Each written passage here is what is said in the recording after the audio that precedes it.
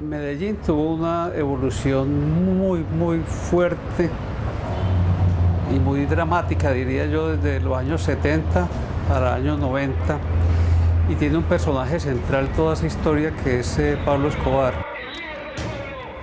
El narcotráfico no es exclusivo de Medellín. Lo que sí tiene tal vez de particular mucho lo de aquí es que fue un narcotráfico muy violento. Un hermano que fue agente de policía y en el 89 fue asesinado vilmente. Pablo Escobar es un personaje extraño porque en general los delincuentes pues evaden las leyes, confrontan la ley, pero Pablo Escobar decidió confrontar el Estado con su decisión de asesinar al ministro de Justicia en 1984, el asesinato de jueces, de magistrados. Pablo Emilio Escobar Gaviria se entregó esta tarde en la cárcel de máxima seguridad de Envigado. Nos subimos todos al helicóptero, la gente que va a recibir a Pablo Escobar, y emprende el aparato rumbo a la cárcel. Y en un minuto más ya llegamos a la cárcel de Envigado, donde va a estar, donde está ahora en la cárcel. Cómo esa cultura narco se ensarta de alguna manera en la estructura social colombiana y promueve ciertos valores asociados con la viveza. Porque lo que hace la cultura narcotraficante es mostrar claramente las inequidades y las injusticias que vivimos en sociedades como la colombiana.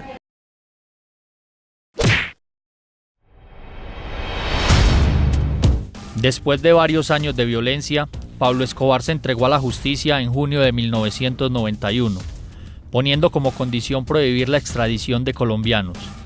Además, construyó su propia cárcel en una vereda de Envigado, llamada La Catedral, la cual se convirtió en un centro de operaciones de su organización. En el año 1991 ingresé a las Fuerzas Militares de Colombia. Me llevaron a la cárcel La Catedral, cárcel de Pablo Emilio Escobar Gaviria. En ese lugar me tocó ver muchas anomalías, como entrar y salir vehículos en horas no permitidas, ya que los jefes de Estado nos decían que no permitiéramos entrar vehículos después de las 6 de la tarde hasta las 6 de la mañana, y esa era la hora donde más movimiento había. Los suboficiales y oficiales nos decían a los soldados que allá quienes mandaban eran ellos, que nosotros no hiciéramos sino obedecer las órdenes. Recuerdo momentos donde se presentaban inconvenientes por pérdida de comida, de la comida que nos daban allá, los castigos. También la comida que nos daban era muy mala, una sopa de lentejas que la mayoría ya era agua porque la subían en un camión sin carpa, y lloviznaba casi diario. Alguien dio la idea de enviarle una carta a Pablo Escobar diciéndole que nos estaban dejando morir de hambre con la comida que nos daban y que nos estábamos enfermando. La respuesta que nos dio es enviarnos comida, nos la llevaban los guardianes del IMPEC, y en realidad era muy buena comida, solo que era para los soldados porque los suboficiales y oficiales no podrían enterarse de que la recibíamos. Guardábamos la que se podía guardar y el resto la teníamos que botar en unas quebraditas que pasaban por allá. Los suboficiales y oficiales no permitían que nosotros recibiéramos, pero ellos sí podían recibir, porque ellos comían era de adentro, comida que les mandaba Pablo. También recuerdo que en esa cárcel hubo un momento que empezaron a pagarnos a los soldados. Nos mandaban 50.000 pesos mensuales a cada uno. Se cobraba con el código era el carnet militar.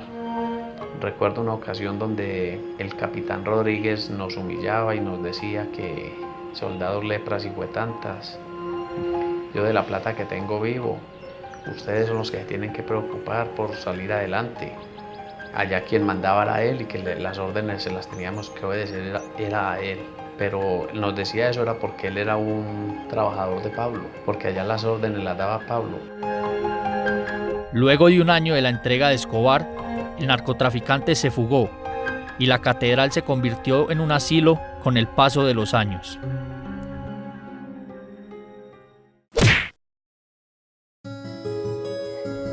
Entre los años 80 y 90, el narcotráfico permeó todos los sectores del país, incluyendo civiles y militares. La guerra entre el Estado y Pablo Emilio Escobar Gaviria, líder del cartel de Medellín, dio paso a que el narcotraficante ordenara muerte a la policía del país. nombre es Henry Gutiérrez. Yo soy una persona que también fue víctima de la violencia. En la época de los 80, 90, tuve un hermano que fue agente de policía. Comenzó su curso en el año 1986 y en el 89 fue asesinado vilmente. Esto fue por causa de la violencia de este señor, el narcotraficante Pablo Escobar. En esta época se decía que pagaban 2 millones de pesos por cada integrante de la policía. Mi hermano fue una de las víctimas de eso. De hecho, el asesinato se dio estando servicio. Estaba en servicio en un punto que se llamaba La Mansa, en jurisdicción del Chocó. Él era escolta de un comandante de la policía. Durante estos años, aproximadamente 550 policías fueron asesinados por el Cartel de Medellín y otros fueron heridos en combate. Mi nombre es Darío Gutiérrez, soy agente de la Policía Nacional. Como pueden ver, fui herido en combate con personal del narcotráfico. Estábamos en un operativo en 1989, donde nos ordenan destruir un laboratorio del señor Pablo Emilio Escobar, y allí fuimos recibidos por personal de este sujeto.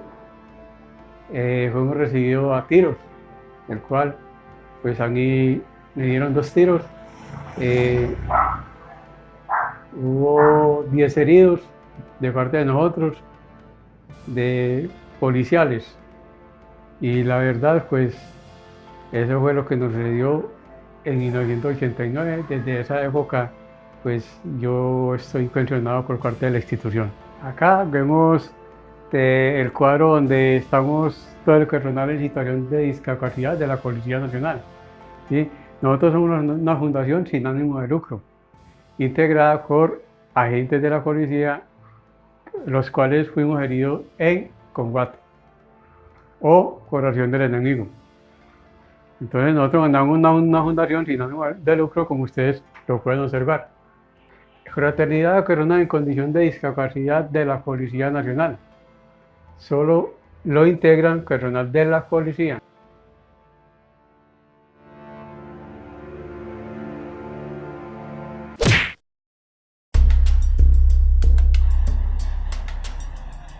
Una gran parte de los asesinatos fueron ejecutados por los sicarios de Pablo Escobar. La existencia de estos personajes fue evidencia de la expansión del narcotráfico. Yo soy en general muy enemigo de pensar que la gente es víctima. Yo creo que la gente es responsable de su vida y de sus actos en sentido general. Habían familias muy vulnerables. En el auge de la violencia del Cartel de Medellín, los sectores más vulnerables de la población son los mismos de hoy en día. Fueron los más afectados por la violencia de la época. De allí salieron la mayoría de los sicarios de la ciudad. Me tocó vivir todo este conflicto. Estudié con muchos muchachos que al paso del tiempo cogieron el mal camino. Según la mentalidad de ellos, decían que era la mejor salida. Porque si no se unían a esos grupos, les mataban las familias. Prácticamente era eso, o estar las familias muertas. De estos muchachos ya no queda nada, porque usted sabe que el que agarra mal camino. El sicario es una forma extrema de violencia. Ha existido toda la vida. No es el que actúa con violencia o recibe violencia, sino que actúa porque le pagan. Pero eso no sería suficiente para definir el tipo de problema que tuvimos acá, porque pues sí, había jóvenes que les pagaban y iban y ejecutaban acciones. Me tocó vivir en carne propia cuando en mi casa a las afueras de mi casa, se escuchaban las balaceras, caían los muertos. Gracias a Dios, a mi familia, pues Dios la protegió. Íbamos de acá de Andalucía, íbamos para la casa. Nos encontramos unos tipos ahí en una fonda, como lo llamaban por allá, una fonda, de los cuales no nos dejaban pasar para arriba a nadie, para las casas. ¿Para dónde van? Para nuestra casa, no. Es que ustedes se tienen que quedar aquí, arrodíllese. Y mataron a todos los que ellos quisieron, los mataron, y a nosotros nos dieron 15 minuticos para ir por nuestros hijos, y que no sacábamos ni una aguja. Nos tocó muy duro, pero bueno, aquí estamos. Hubo un proceso de estigmatización muy fuerte, y eso era como marcar con un hierro caliente a las personas, como marcaban a los esclavos, para decir que eran demasiado sospechosos, fuera hombre, mujer, joven, adulto, para, por ejemplo, darle un trabajo. Eso afectó mucho las posibilidades de ellos en la sociedad. Cuando vine de allá desplazada de Santo Domingo, seguir luchando con mi hijo, acá lo entré a estudiar en este Liceo Villa del Socorro, del cual cuando ya iba en 11, lo tuve que retirar en el mes de septiembre porque me lo encendieron a bala acá. Para los sicarios había una figura de mucho valor y respeto, la cucha. Finalmente fue esa madre, junto a otras personas cercanas, la que se convirtió en otra víctima de la violencia del narcotráfico. Un muchacho que se metió en esas cuestiones malas, le mataron a la hermana que no tenía nada que ver. Un 24 de diciembre la hermanita se subió en un bus de los balsos y la mataron, solo por dañarle el diciembre al muchacho. Cuando no la pagaba el muchacho, la pagaba la mamá, la pagaba la hermanita, cualesquiera que tuviera un rasgo familiar con ellos. Esa reverencia por la madre se volvió como muy especial, por la marca tan fuerte que al mismo tiempo es la ausencia de los padres, el sentirse como con un deber frente a mujeres que eran muy batalladoras para, pues, criar 2 o 3 o 5 o 6 hijos.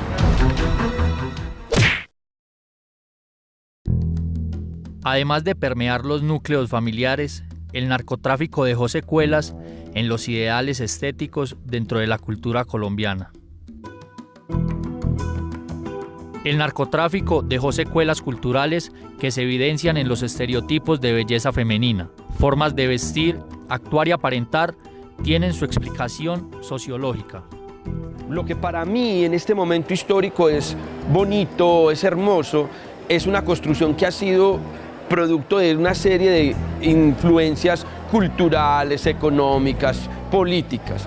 La estética femenina, por ejemplo, la estética del cuerpo femenino se ha modificado en los últimos 30 años en la cultura paisa. El narcotráfico promueve unos sentidos y unas significaciones diferentes en el mundo, donde el poder poseer y sobre todo el poder mostrar esa acumulación de posesiones en público es muy importante, lo que lleva, digamos, que a la acumulación y a mostrar el exceso. Las cirugías plásticas de alguna manera ayudan a que ciertas personas, tanto hombres y mujeres, puedan igualmente como mostrar esa posesión, esa exageración, esa voluptuez que de alguna manera está encadenado con formas de mostrar públicamente el exceso, pero sobre todo la acumulación. Entonces digamos que hay una relación estética en la medida que el narcotráfico promueve en las cirugías estéticas unos tipos de cuerpos que se amoldan a la estética del exceso. El auge de las cirugías plásticas está relacionado con los ideales estéticos impuestos por el narcotráfico. Con 360.000 procedimientos quirúrgicos, Colombia lidera estas prácticas. El boom de la cirugía plástica comienza a finales de los años 80, cuando empieza a volverse popular la utilización de prótesis, la liposucción, unas prótesis supremamente grandes, y en esa época, en los 90, se convierte en una moda utilizar unos senos gigantes. Lo mismo, las prótesis glúteas eran gigantescas, o se inyectaba la grasa en unas cantidades gigantescas. Las cirugía es estética, lo que permite es amoldear los cuerpos a partir de parámetros estéticos que ciertas personas, en este caso los narcotraficantes, tienen como deseable. Entramos en un círculo vicioso donde lo que vamos a encontrar es hombres que buscan una estética particular de ser mujer y mujeres que a toda costa buscan responder a esa estética particular. Unos con el fin de poder mostrar y ser y ganar status quo, y otras con el fin de poder generar movilidad y reconocimiento social. Muy importante porque si no se podía acceder a productos materiales antes por ser, digamos que, de estratos económicos pobres o lo que sea, ahora lo que uno tiene que hacer es mostrar y cómo se logró el éxito del capitalismo a través del exceso. Entonces por eso es que no se compran, digamos que un carro, sino tienen que comprarse 10, no se tienen que comprar una camisa de cierta marca, sino son 80, porque es mostrar públicamente que se logró ascender a través del, digamos que, el negocio narcotráfico. Es así como las estructuras mentales sobre lo bello han impulsado a la mujer colombiana a modificar su cuerpo. Las consecuencias culturales se viven hasta el día de hoy. Tiene mucho que ver con lo que escuchamos, con los medios sociales, con las redes sociales, con la cultura colombiana, con la cultura paisa. Y entonces es como un círculo vicioso a las que estamos sometidas casi todas las mujeres. Empiezas con una cirugía, luego con otra, luego con otra, luego con otra, luego con otra, y es algo muy natural en el ser humano, la búsqueda de la perfección. Y las mujeres terminamos siendo víctimas, presionadas socialmente, víctimas de cómo tenemos que vestirnos, cómo tenemos que actuar, cuáles son las tallas que tenemos que tener, cómo debemos aparentar. Quizás una de las tareas más fuertes de nosotros, quienes trabajamos en estos contextos, quienes trabajamos transformando cultura y empoderando mujeres, es transformar precisamente la representación cultural que se tiene de lo que es lo bello y de lo que se tiene en torno a lo que es ser mujer. Creo que el cuerpo de la mujer evidentemente es un cuerpo de ella, es un cuerpo que el narcotráfico le ha arrastrado, le ha socavado, es un cuerpo que terminó siendo objeto de dominio por parte de los hombres y que lo que tendríamos que recuperar hoy es, y tanto hombres como mujeres, es aportar a la construcción de un cuerpo femenino múltiple, diverso, con múltiples estéticas, donde se vuelve solo el cuerpo eso, una manera de poder ser, pero con posibilidades de poder expresarse y ser de múltiples maneras.